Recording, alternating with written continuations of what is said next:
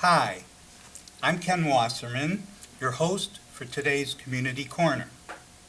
I'm pleased to chat today with Stanlee Stahl, the Executive Vice President of the Jewish Foundation for the Righteous, an organization that provides financial support to non-Jews who themselves provided assistance to Jews in World War II during the Holocaust.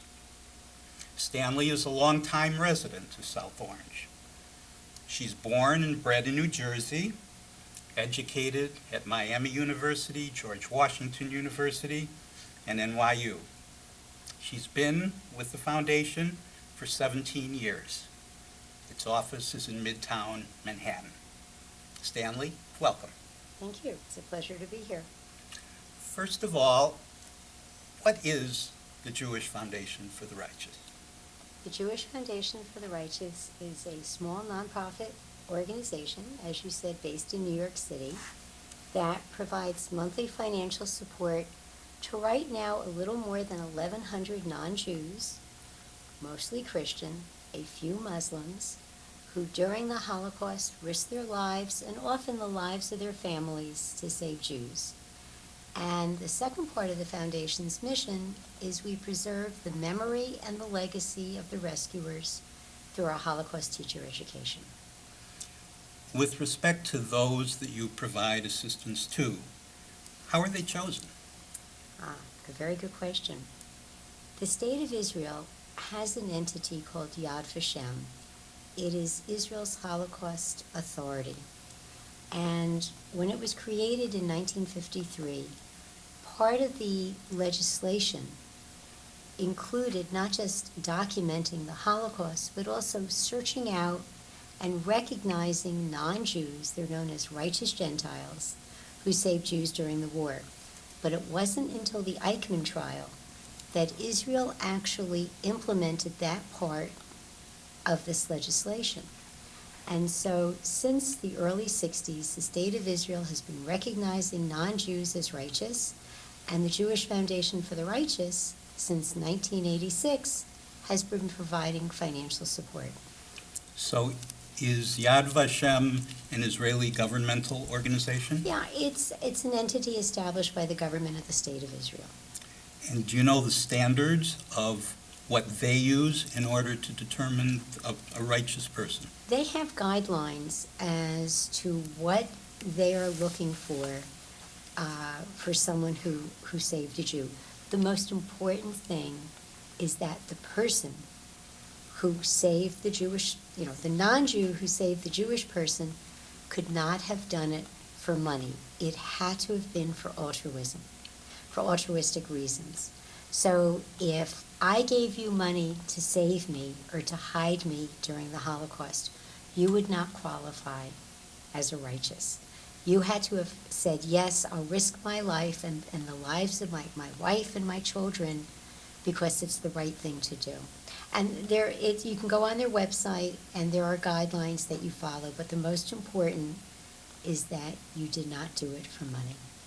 So your organization provides assistance to those that have already been determined to qualify by Yad Vashem. Yes. A very popular movie a few years ago was Schindler's List. Is Oskar Schindler, for example, named as a righteous? Yes, he is. Oskar Schindler and his wife Emily are both Yad Vashem recognized rescuers. Your organization has how many employees now? 4 full-time employees and 1 part-time employee. And you provide assistance for approximately 1,200 people? A little less than 1,200 men and women in 24 countries. And I take it that people have been, that you've provided assistance to, some of them at least have been deceased. Right. So have you given earlier more people assistance than you do now? Oh, absolutely. Christian rescuers, like our Jewish Holocaust survivors, are aging and they're passing on. At the height, we funded some 1,750 people in 30 countries at one time. Over the years, I would say we've probably sent money to about 22 or 2,300 men and women. Sometimes, and our commitment is to support them for the rest of their lives. And when they pass on, if the family requests and if we have the funding, we provide a small grant to defray funeral expenses. What kind of assistance do you customarily give? Okay, the money goes for the most part in US dollars. And in Poland, we give $100 a month. In Germany, it's $150 a month. In Hungary, it's I think it's $105 a month, so it depends on the country. We use Eurostat data, it's the statistical arm of the European Union, to determine the purchasing power. And now that the dollar has gone back up, our money is going much further. But we get everybody's pension. So in Albania, where we're giving $100 a month, we could be doubling or tripling someone's monthly pension. So here in America, someone's going to say, gee, $100, it's not a lot of money. But if you're living in Albania, if you're living in Romania, if you're living in Serbia, if you're living in Bosnia-Herzegovina, it's a lot of money. So what countries or country seems to predominate as far as a donee within your organization? Poland has the largest number of rescuers. If you look at Yad Vashem's list, Yad Vashem has recognized a little more than 22,000 men and women as righteous among the nations. The largest country, the country that has the largest number of rescuers recognized is Poland, followed by, I think, the Netherlands and France. With the Jewish Foundation for the Righteous, Poland is our largest group. Out of the, we're funding between 1,100 and 1,200 people. 550 rescuers live in Poland, followed by Ukraine, 200 and some odd, Hungary, Belarus, Lithuania, and then the other countries have smaller numbers. Are there any similar organizations in the world to yours? To the best of my knowledge, the Jewish Foundation for the Righteous is the only organization in the world that provides ongoing monthly financial support to Christian rescuers of Jews. There are other organizations who do Holocaust education, but there is no other organization, to the best of my knowledge, that provides monthly financial support to Christian heroes who save Jews. Do you get to travel to some of the countries that you are donee organizations? I do. I primarily travel to Poland, to Ukraine, to Lithuania. This is where most of our men and women live. Poland, Ukraine, Lithuania, and where we will have some financial issues at times. So I will go to Warsaw, I will meet with the Polish National Bank, which is how we transfer our funds, and I will do home visits. I take teachers to Germany and to Poland every other year to study the Holocaust. We take them to authentic sites. So I do travel. There are some countries I have not been to because we can try to solve the problems on the phone. What countries are those? Albania, excuse me, Russia I have not been to. And we don't have that, Albania right now we have 8 people. Albania is Muslim, and Muslim Albania saved all of its rescuers. And most people don't know that. They had 200 indigenous Jews and 1,800 Jews that came from Yugoslavia, now Serbia. And ethnic Muslim Albania saved all 2,000 Jews. And so we support about 8 rescuers in Albania. Now we supported more, but they've passed on. And so every now and then we have a problem in getting funds to the rescuers. And I work with the Jewish community in the country, and we work together, and they help us, and it's wonderful. How was your organization founded? We were founded by an absolutely brilliant, creative, charismatic rabbi named Harold Schulweis. Originally a New York boy who went west, and he's the spiritual leader of Temple Valley Beth Shalom in Encino, California. And one day he met a German who was a German Christian who was a rescuer. And Rabbi Schulweis realized the Jewish people have a double memory, a memory of absolute evil, the Shoah, the murder of some 6 million Jews, but they also had a memory of righteousness, of non-Jews who had both the courage to care and the courage to act. And he realized that he needed to set up an organization so the Jewish community could say thank you to Christians, many of whom happen to be of the Catholic faith. There are Protestants who save Jews, but the overwhelming number of the men and women that we are supporting happen to be Catholic, and we of course have Protestants and Muslims and non-believers, and Rabbi Shaul said, the Jewish community needs to say thank you, to repay a debt of gratitude. So when did he begin the Jewish Foundation for the Righteous? We started in 1986, and we funded our first rescuers 88, 89, 8 people. I joined in 92, and we've been funding people, and most people do not know we exist. Most people in the broad community, within the Jewish community, have no idea that we exist. And Jewish tradition teaches that the best gift is an anonymous gift. However, we're working very hard to let others, and so I'm so appreciative to be here, know that there is this organization, and in many ways we do God's work. So how do you do that? How do you get your funding? Well, we get our funding for a variety of ways. We do direct mail. We do 3 mailings a year tied into Jewish holidays, Rosh Hashanah in the fall, Hanukkah, and we're going to be sending out our Passover mailing. We have an annual dinner, which is held in New York City at the Waldorf Astoria. And I also write grants. And we get funding from foundations. We get funding from the Claims Conference. And they are very, very big supporters of the organization. Then what is the Claims Conference? It's the full title is the Conference on Jewish Material Claims Against Germany.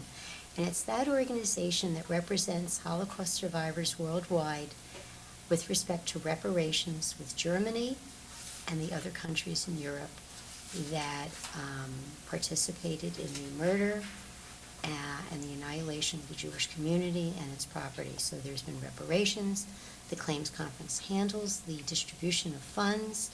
And within the Jewish community, there is a feeling, I shouldn't say feeling, there is consensus that while most of the money basically goes to help aged and needy Jewish Holocaust survivors, that some money is taken to be given to non-Jews, Christians and Muslims, again mostly Christian, who saved Jews during the Holocaust. So we get support from the Claims Conference.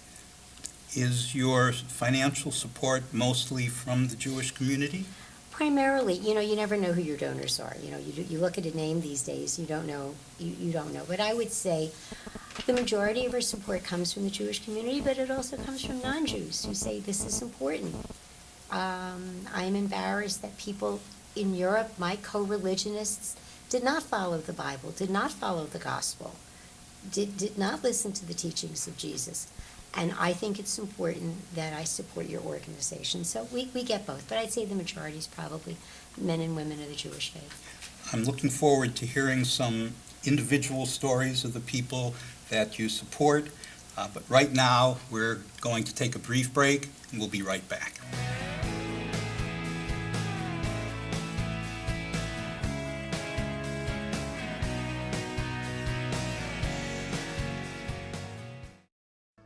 In this economic downturn, libraries across New Jersey are reporting jumps in attendance of as much as 50% over the past year. Nearly 200,000 people use our computers every week. Who'd have guessed that I'd be job hunting at my age? After spending several hours at home trying to upload my resume, I was just overwhelmed.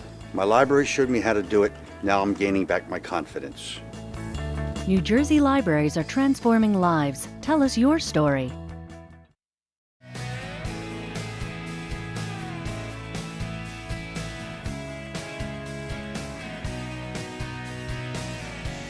We're back. This is Community Corner.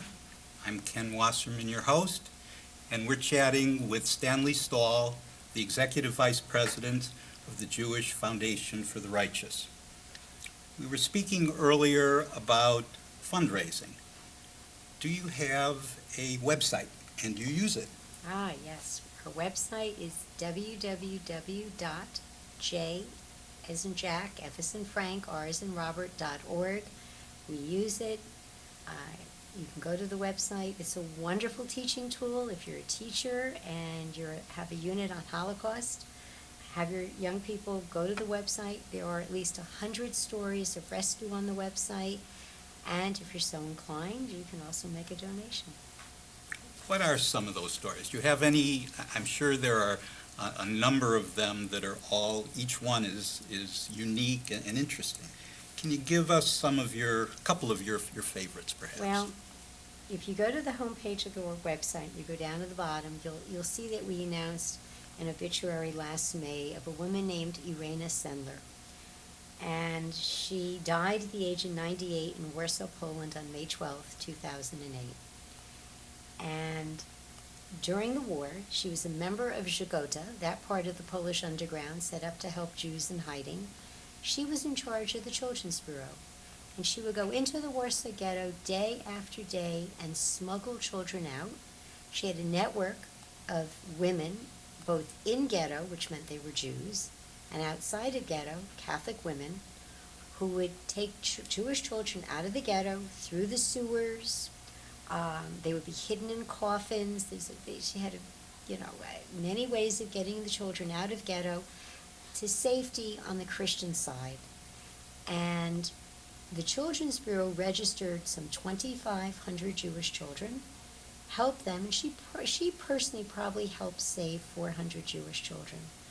She was an amazing woman, and when you met her, you knew you were blessed. Save them from where and how did she save them? Well, the Jews of Warsaw were deported to Treblinka en masse until the very end of the ghetto in 1943, when the Jews were at the end were taken to Auschwitz.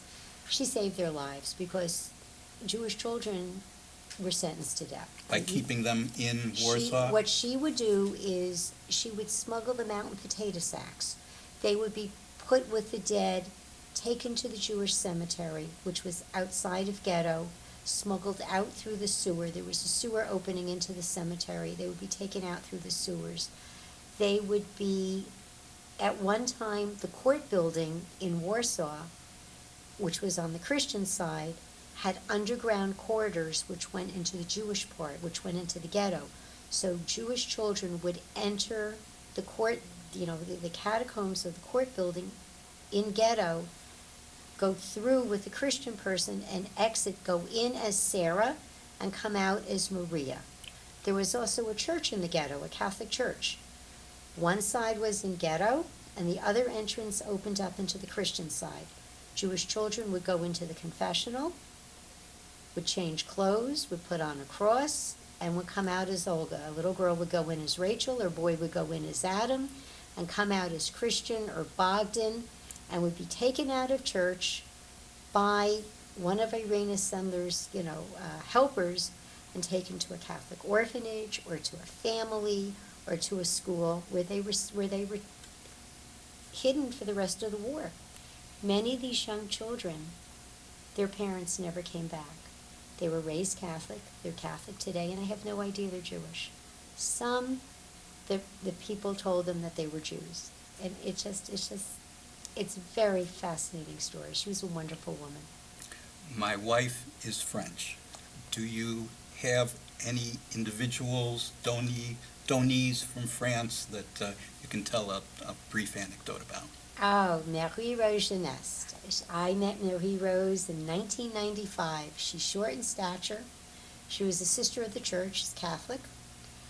And in 1943, she and Monsignor Théas, a French Catholic priest, he wrote an encyclical that she hand-delivered on her bicycle. She rode to every parish within 100 kilometers of Montauban for the local priest to read the Monsignor's letter from the pulpit. It was the last Sunday in August 1943, and it said, "Defy the Germans. Do not hand the Jews over to the Germans."